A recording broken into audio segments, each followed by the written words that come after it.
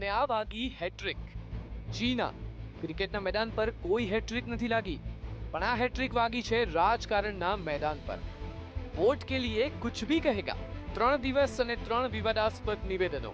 આને સમાજવાદી પાર્ટી કહેવી કે અસમાજવાદી પાર્ટી?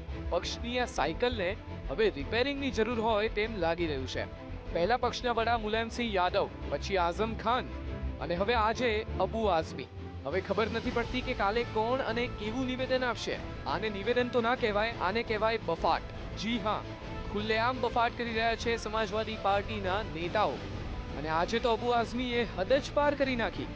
તેમણે કહ્યું કે સહમતિથી સેક્સ માણતી મહિલાઓને પણ ફાંસીએ ચડાવી દેવી જોઈએ। આ પ્રકારનું નિવેદન પણ લોકશાહીની હત્યા સમાન જ છે।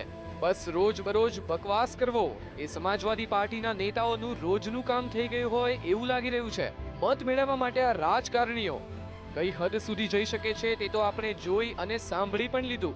હવે પ્રજાએ નક્કી કરવાનું છે કે તેમને સંસદમાં કેવા નેતાઓને મોકલવા। પણ આનું નામ જ રાજકારણ। મત મેળવવા માટે ગમે તે હદ પર જઈ શકે। શરમજનક વાત તો એ કહેવાય કે આવા નિવેદનો આપ્યા બાદ પણ તેઓ દેશની માફી માંગવા પણ સામે નથી આવતા, પણ ઉપરથી પોતાના નિવેદનોને યોગ્ય ઠેરવે છે। તો ગુરુવારે મુલાયમે કહ્યું કે બળાત્કારની ઘટનાઓમાં છોકરાઓથી ભૂલ થઈ જાય છે, એમાં ફાંસીની સજા આપવી યોગ્ય નથી।